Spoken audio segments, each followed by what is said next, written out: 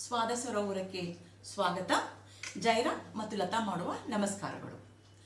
ವೀಕ್ಷಕರೇ, ಇವತ್ತು ನಾನು ನಿಮ್ಮೆಲ್ಲರಿಗೂ ಒಂದು ತಂಪಾದ ಪಾನೀಯ ಅಥವಾ ರಾದರ್ ಐ ವುಡ್ ಸೇ ಆರೋಗ್ಯಕರವಾದ ಪಾನೀಯ ಅಂದರೆ ಒಂದು ಹೆಲ್ತ್ ಡ್ರಿಂಕ್ ತೋರಿಸೋಣ ಅಂತ. ಈಗ ಹೇಗಿದ್ರು ಬೇಸಿಗೆ ಎಲ್ಲ ವಿಪರೀತ ಬಿಸಿಲಿದೆ. ಆ ಬಿಸಿಲಿಂದ ನಮ್ಮ ಶರೀರದಲ್ಲಿ ಬಹಳ ವ್ಯತ್ಯಾಸಗಳಾಗ್ತಾ ಇದೆ. ಎಷ್ಟೋ ಜನರಿಗೆ ಬಾಯಿ ಹುಣ್ಣು, ಹೊಟ್ಟೆ ನೋವು, ತಲೆನೋವು ಇದೆಲ್ಲ ಬರ್ತಾ ಇದೆ. ಇದೆಲ್ಲದರಿಂದ ಹೆಂಗೆ ಉಪಶಮನ ಪಡೆಯೋದು?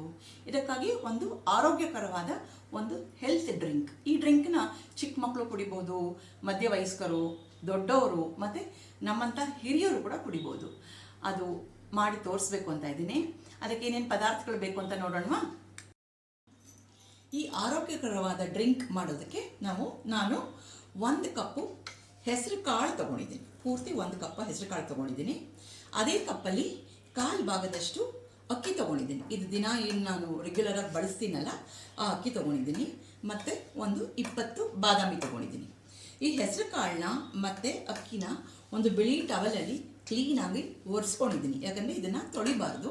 ಅದಕ್ಕೋಸ್ಕರ ಅದ್ರ ಮೇಲೆ ಏನು ಧೂಳಿದೆಯೋ ಹೊಟ್ಟಿದೆಯೋ ಅದೆಲ್ಲ ಹೋಗೋಕ್ಕೆ ಅಂತ ಕ್ಲೀನಾಗಿ ಒಂದು ಬಿಳಿ ಬಟ್ಟೆನಲ್ಲಿ ಒರೆಸ್ಕೊಂಡು ಕಪ್ಪಲ್ಲಿ ಹಾಕಿಟ್ಕೊಂಡಿದ್ದೀನಿ. ಈ ಹೆಸರು ಕಾಳು ಒಂದು ಪೌಷ್ಟಿಕಾಂಶ ಜಾಸ್ತಿ ಇದೆ, ಅಂದರೆ ಪ್ರೋಟೀನ್ ಭಾಳ ಇದೆ. ಅಷ್ಟೇ ಅಲ್ಲ, ನಾರಿನಂಶ ಅಂದರೆ ಫೈಬರ್. ಯಾಕಂದರೆ ನಾವು ಹೆಸರು ಬೇಳೆ ಆದರೆ ಸಿಪ್ಪೆ ಇರೋಲ್ಲ. ಈ ಹೆಸರು ಕಾಳಲ್ಲಿ ಮೇಲೆ ಸಿಪ್ಪೆ ಇರೋದ್ರಿಂದ ನಾರಿನಂಶ ಫೈಬರು ಭಾಳ ಜಾಸ್ತಿ ಇರುತ್ತೆ. ಇದಿಷ್ಟನ್ನು ಪುಡಿ ಮಾಡ್ಕೊಳ್ಳೋಕ್ಕೆ ಮತ್ತು ಆ ಪಾನೀಯ ಮಾಡೋಕ್ಕೆ 1 ಕಪ್ಪಷ್ಟು ಹಾಲು ಕಾಸಿ ಆರಿಸ್ಕೊಂಡಿಟ್ಟಿದ್ದೀನಿ. ಮತ್ತು ಬೆಲ್ಲದ ಪುಡಿ, ಇದು ಆರ್ಗ್ಯಾನಿಕ್ ಬೆಲ್ಲದ ಪುಡಿ. ಬೇಕಾದರೆ ನೀವು ಬೆಲ್ಲದ ಪುಡಿ ಉಪಯೋಗಿಸ್ಕೋಬೋದು, ಅಥವಾ ಇಲ್ಲ ಅಂದರೆ ಸಕ್ಕರೆನೂ ಯೂಸ್ ಮಾಡ್ಬೋದು. ಮತ್ತು ಒಂದು 10 ರಿಂದ 12 ಏಲಕ್ಕಿ ಪುಡಿ ಮಾಡ್ಕೊಂಡಿದ್ದೀನಿ. ಈಗ ನಾನು ಹೇಗೆ ಮಾಡೋದು ಅಂತ ಅಡುಗೆ ಮನೆಗೆ ಹೋಗೋಣ, ತೋರಿಸ್ತೀನಿ. ಬಟ್ ಅದಕ್ಕಿಂತ ಮುಂಚೆ ನಮ್ಮ ಸ್ವಾದ ಸರೋವರ ಚಾನೆಲ್ನ ಎಲ್ಲರೂ ಲೈಕ್ ಮಾಡಿ, ಶೇರ್ ಮಾಡಿ, ಸಬ್ಸ್ಕ್ರೈಬ್ ಮಾಡಿ. ನಾವು ಅಯ್ಯಂಗಾರ್ ಫುಡ್ಸ್ನವರೇ. ಈಗ ಅಯ್ಯಂಗಾರ್ ಫುಡ್ಸಿಂದ ಹೆಸರು ಚೇಂಜ್ ಆಗಿದೆ, ಹಾಗಾಗಿ ನಾವು ಸ್ವಾದ ಸರೋವರ ಆಗಿದ್ದೀವಿ. ಎಲ್ಲರೂ ನೀವು ನಮಗೆ ಅಯ್ಯಂಗಾರ್ ಫುಡ್ಸಿಗೆ ಹೇಗೆ ನಮಗೆ ಸಪೋರ್ಟ್ ಮಾಡ್ತಾಯಿದ್ರು ಅದೇ ರೀತಿ ಸ್ವಾದ ಸರೋವರಕ್ಕೂ ಸಪೋರ್ಟ್ ಮಾಡಿ ಅಂತ ಕೇಳ್ಕೊತೀವಿ. ಧನ್ಯವಾದ. ವೀಕ್ಷಕರೇ, ಹೆಲ್ತ್ ಡ್ರಿಂಕ್ ಸಮ್ಮರ್ ಸ್ಪೆಷಲ್ಲು ಪಾನೀಯ ಮಾಡೋಕ್ಕೆ ನಾನು ಇವಾಗ 1 ಕಪ್ಪಷ್ಟು ಹೆಸರು ಕಾಳು ತೊಗೊಂಡಿದ್ದೀನಿ. ಈ ಹೆಸರು ಕಾಳನ್ನ ಈಗ ಒಲೆ ಹಚ್ಚಿದ್ದೀನಿ, ಬಾಂಡೆ ಬಿಸಿಯಾಗಿದೆ. ಇದನ್ನು ಡ್ರೈ ರೋಸ್ಟ್ ಮಾಡ್ಕೊತಾ ಇದ್ದೀನಿ.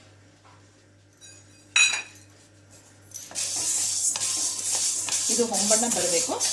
ಹೊಂಬಣ್ಣ ಬರುವಷ್ಟು ಚೆನ್ನಾಗಿ ಸಣ್ಣ ಉರಿನಲ್ಲೇ ಚೆನ್ನಾಗಿ ಇದನ್ನು ಹುರ್ಕೋಬೇಕು.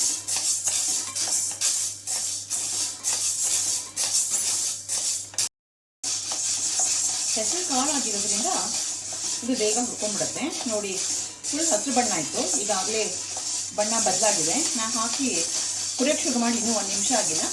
ಇನ್ನೊಂದು 2 ನಿಮಿಷದೊಳಗೆ ಪೂರ್ತಿ ಅದೊಂಥರ ಹೊಂಬಣ್ಣ ಬಂದ್ಬಿಡುತ್ತೆ. ಅಷ್ಟವರೆಗೂ ನಾವು ಹುರ್ಕೊಂಡ್ಬಿಡೋಣ. ಪೂರ್ತಿ ಬಣ್ಣ ಬದಲಾಗಿದೆ ಹೆಸರು ಕಾಳದು. ಒಂದು 4 ನಿಮಿಷ ಹುರಿದಿರ್ಬೋದು ನಾನು. ಮತ್ತು ಅದು ಘಮ ಅಂತ ಇದೆ. ಈಗ ಇದನ್ನು ಒಂದು ಪ್ಲೇಟಿಗೆ ಹಾಕೊಂಡ್ಬಿಡ್ತೀನಿ. ಪೂರ್ತಿ ತಣ್ಣಗಾಗಬೇಕಿದು. ಆರಿದ ಮೇಲೆ ಇದನ್ನು ಮಿಕ್ಸರ್ಗೆ ಹಾಕ್ಕೊಂಡು ಪುಡಿ ಮಾಡಬೇಕು. ಇದನ್ನು ಸೈಡಿಗೆ ಒಂದು ಪ್ಲೇಟಿಗೆ ಹಾಕೊಂಡ್ಬಿಡ್ತೀನಿ.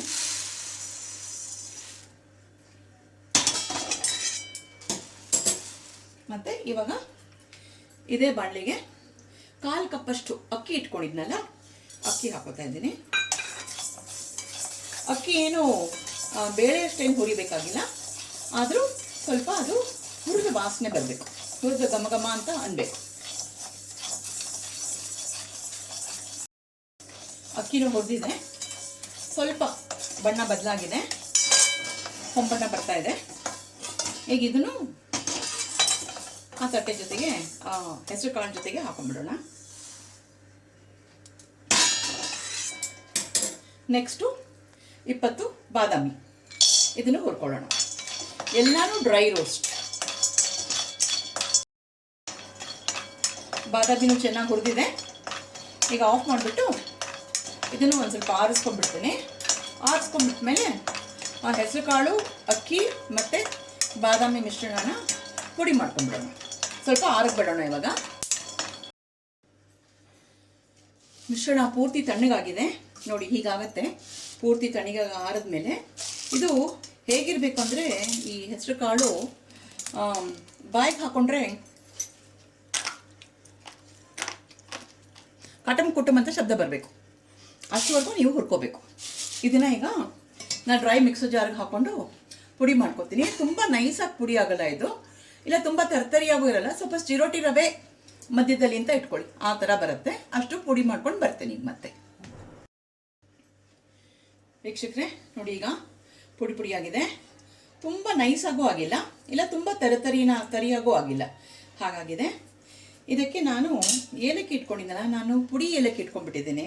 ಅದಕ್ಕೋಸ್ಕರ ಈ ಪುಡಿ ಹಾಕ್ಬಿಟ್ಟು ಇನ್ನೊಂದ್ಸಲ ಮಿಕ್ಸರ್ ಓಡಿಸ್ತೀನಿ. ನೀವು ಉಂಡೆ ಏಲಕ್ಕಿ ಇತ್ತಂದರೆ ಈ ಕಾಳೆಲ್ಲ ಹಾಕೋತಿರಲ್ಲ, ಆವಾಗಲೇ ಹಾಕಿ ಪುಡಿ ಮಾಡ್ಕೊಂಬಿಡಿ. ಈಗ ನಾನು ಪುಡಿ ಹಾಕಿರೋದ್ರಿಂದ ಹಾಕಿ ಇನ್ನೊಂದ್ಸಲ ಮಿಕ್ಸರ್ ಓಡಿಸ್ತೀನಿ. ಪುಡಿ ಆಗಿದೆ ನೋಡಿ, ಏಲಕ್ಕಿ ಪುಡಿನೂ ಹಾಕ್ಕೊಂಡು ಇನ್ನೊಂದ್ಸಲ ಮಿಕ್ಸ್ ಮಾಡ್ಕೊಂಡಿದ್ದೀನಿ. ಹೀಗಾಗಿದೆ, ಈ ಥರ ಇದೆ ನೋಡಿ. ಓಕೆ, ಇದನ್ನು ಇದು ಸ್ವಲ್ಪ ಬಿಸಿಯಾಗಿದೆ, ಯಾಕಂದರೆ ಇವಾಗ ನಾನು ಮಿಕ್ಸರ್ ಆಫ್ ಮಾಡಿದ್ದೀನಲ್ಲ. ಇದನ್ನು ಒಂದು ಸ್ವಲ್ಪ ಪೂರ್ತಿ ತಣ್ಣಗಾದ್ಮೇಲೆ ಯಾವುದಾದ್ರೂ ಒಂದು ಏರ್ ಟೈಟ್ ಡಬ್ಬದಲ್ಲಿ ಹಾಕಿಟ್ಕೊಂಡ್ಬಿಟ್ರೆ ಇದಕ್ಕೆ ರೆಫ್ರಿಜರೇಷನ್ ಅವಶ್ಯಕತೆಯೇ ಇಲ್ಲ. 2 ರಿಂದ 3 ತಿಂಗಳು ಅಥವಾ ಈ ಪುಡಿ ಮುಗಿಯೋವರೆಗೂ ನೀವು ಹೊರಗಡೆನೇ ಇಡ್ಬೋದು. ವಾರದಲ್ಲಿ 3 ದಿನದಿಂದ 4 ದಿನ ಕುಡಿಬೋದು. ಇಷ್ಟ ಆದವರು ದಿನಾನೂ ಕುಡಿಬೋದು. ಇದು ದೇಹಕ್ಕೆ, ಆರೋಗ್ಯಕ್ಕೆ ಬಹಳ ಒಳ್ಳೆಯದು. ಈಗ ನಾನು 2 ಸ್ಪೂನಷ್ಟು ಹಾಕ್ಕೊಂಡು ಮಾಡಿ ತೋರಿಸ್ತೀನಿ ನಾನು ನಿಮಗೆ. ಏನು ತೊಗೋತೀನಿ ಅಂದರೆ 2 ಟೀ ಸ್ಪೂನ್ ತೊಗೋತಾ ಇದ್ದೀನಿ. ಫಸ್ಟು ಹೀಪ್ಡ್ ಟೀ ಸ್ಪೂನ್ಸ್ ತೊಗೋತಾ ಇದ್ದೀನಿ. 1 2 ಇದನ್ನು ತೊಗೊಂಡು ಇದಕ್ಕೆ ಹಾಲು ಹಾಕೋತಿದ್ದೀನಿ. ಬಟ್ ಹಾಲು ಹಾಕೊಳ್ಳೋಕ್ಕಿಂತ ಮೊದಲು ನಾನು 2 ಹಾಕೊಳ್ಳೋದ್ರಿಂದ 1-2 ಲೋಟದಷ್ಟು ನೀರು ಇಟ್ಕೊಂಡಿದ್ದೀನಿ. ಫಸ್ಟು ನೀರು ಹಾಕ್ಕೊಂಡು ಚೆನ್ನಾಗಿ ಮಿಕ್ಸ್ ಮಾಡ್ಕೊಂಡ್ಬಿಡ್ತೀನಿ. ಅದು 1.5 ಲೋಟದಷ್ಟು ಇತ್ತು. ಇನ್ನೊಂದು ಸ್ವಲ್ಪ ನೀರು ಹಾಕೋತಾ ಇದ್ದೀನಿ. ಹಾಕೊಂಡ್ಬಿಟ್ಟು ಈಗ ಇದನ್ನು ಒಲೆ ಮೇಲೆ ಇಟ್ಟು ಇದನ್ನು ಸ್ವಲ್ಪ ಕುಕ್ ಮಾಡ್ಕೊಂಡ್ಬಿಡ್ತೀನಿ.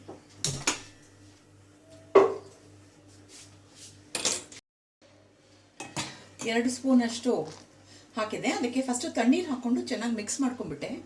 ಯಾಕಂದರೆ ಬಿಸಿ ನೀರು ಅಥವಾ ಒಲೆ ಮೇಲೆ ಇಟ್ಟು ಬಿಸಿ ಆದಮೇಲೆ ಹಾಕ್ಕೊಂಡು ಒಂದೊಂದ್ಸಲ ಗಂಟಾಗತ್ತೆ. ಅದಕ್ಕೆ ತಣ್ಣೀರಿಗೆ ಹಾಕ್ಕೊಂಡು ಆಮೇಲೆ ಕುದಿಸ್ತಾ ಇದ್ದೀನಿ. ನೋಡಿ, ನಾನು ಹಾಕಿದ್ದಕ್ಕಿಂತ ಇವಾಗ ಗಟ್ಟಿ ಆಗ್ತಾ ಇದೆ. ಹಾಕಿದಾಗ ಇನ್ನು ಸ್ವಲ್ಪ ನೀರಾಗಿತ್ತು. ಇದು ಇನ್ನೊಂದು ಸ್ವಲ್ಪ ಕೈ ಬಿಡದೆ ಆಡಿಸ್ತಾ ಇರಬೇಕು, ಆವಾಗ ಇನ್ನೊಂದಿಷ್ಟು ಗಟ್ಟಿ ಆಗುತ್ತೆ. ಈ ಸಮಯದಲ್ಲಿ ನಾನು ಆರ್ಗ್ಯಾನಿಕ್ ಬೆಲ್ಲ ತೊಗೊಂಡಿದ್ದೀನಿ. ಆರ್ಗ್ಯಾನಿಕ್ ಬೆಲ್ಲ 1-2 ಸ್ಪೂನಷ್ಟು ಹಾಕ್ಕೊಂಡಿದ್ದೀನಿ. ಸಕ್ಕರೆನೂ ಹಾಕೋಬೋದು ನೀವು, ಬೇಡ ಅಂತ ಏನಿಲ್ಲ. ಇಷ್ಟಪಡೋರು ಸಕ್ಕರೆನೂ ಹಾಕೋಬೋದು. ಬಟ್ ಇದು ಆರೋಗ್ಯಕ್ಕೆ ಒಳ್ಳೆಯದು ಅಂತ ಹೇಳಿ ಆರ್ಗ್ಯಾನಿಕ್ ಬೆಲ್ಲ ಮನೇಲಿ ಇತ್ತು ಅಂತ ಹೇಳಿ ಹಾಕೋತಾ ಇದ್ದೀನಿ. ನೋಡಿ ಎಷ್ಟು ತಿಕ್ಕಾಗಿದೆ. ಈಗ ಇನ್ನೊಂದು ಸ್ವಲ್ಪ ಹೊತ್ತು ಒಲೆ ಮೇಲೆ ಇಟ್ಟರೆ ಇನ್ನೂ ತಿಕ್ಕಾಗುತ್ತೆ. ಇವಾಗ ನಾನು ಆರಿಸಿದ ಹಾಲಿತ್ತಲ್ಲ, ಅದು 1 ಲೋಟದಷ್ಟಿದೆ. ಅದನ್ನು ಇದಕ್ಕೆ ಹಾಕೊಂಡ್ಬಿಡ್ತೀನಿ. ಇವಾಗ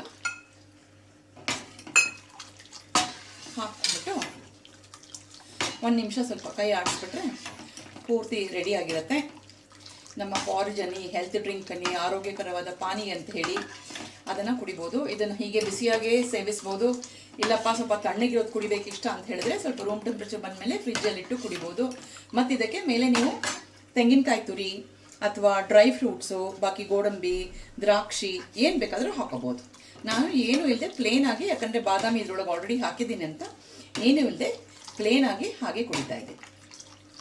ಹಾಗೆ ಮಾಡಿ ಕುಡಿತೀನಿ. ರಾದರ್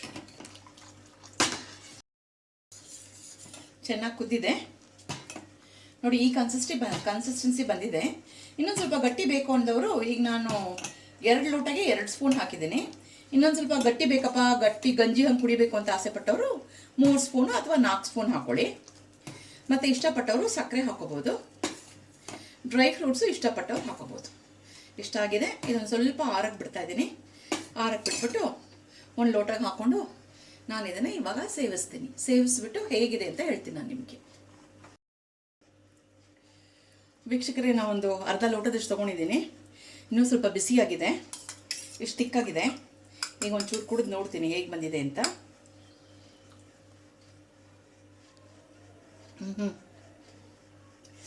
ಸೂಪರಾಗಿದೆಪ್ಪ ನಿಜವಾಗ್ಲೂ.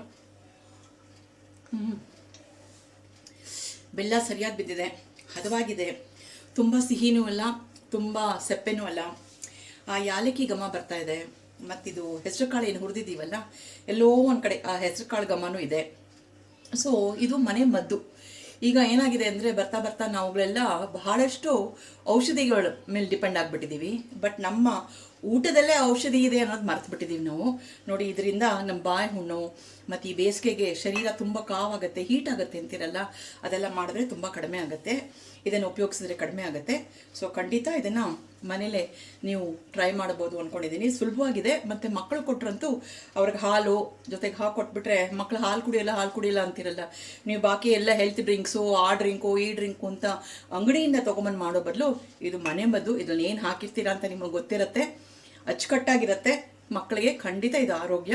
ಇದನ್ನು ಮಾಡಿ ಅವ್ರಿಗೆ ಅಟ್ರಾಕ್ಟಿವ್ ಆಗಬೇಕಾದ್ರೆ ದ್ರಾಕ್ಷಿ ಅಂದರೆ ರೇಸಿನ್ಸು ಮತ್ತು ಇನ್ನೊಂದಿಷ್ಟು ಗೋಡಂಬಿ ಎಲ್ಲ ಹಾಕಿ ಮಾಡಿ ಕೊಡ್ಬೋದು. ಇದನ್ನು ಖಂಡಿತ ಮನೇಲಿ ನೀವು ಟ್ರೈ ಮಾಡಿ ಹೇಗೆ ಬಂತು ಅಂತ ಹೇಳಿ. ಮತ್ತು ನಾವು ಸೈನ್ ಆಫ್ ಮಾಡೋಕ್ಕಿಂತ ಮುಂಚೆ ಇದು ಸ್ವಾದ ಸರೋವರ ಆಯಿತಾ. ಸೊ ಅದೇ ರೀತಿ ನೀವು ಹೇಗೆ ನಮಗೆ ಅಯ್ಯಂಗಾರ್ ಫುಡ್ ಸಪೋರ್ಟ್ ಮಾಡ್ತಾಯಿದ್ರು ಅದೇ ರೀತಿ ಲೈಕ್ ಮಾಡಿ, ಶೇರ್ ಮಾಡಿ, ಸಬ್ಸ್ಕ್ರೈಬ್ ಮಾಡಿ ಅಂತ ಹೇಳಿ ಜಯರಾಮ್ ಮತ್ತು ನಾನು ಈ ವಿಡಿಯೋನ ಇಲ್ಲಿಗೆ ಮುಗಿಸ್ತಾ ಇದ್ದೀವಿ. ಧನ್ಯವಾದಗಳು.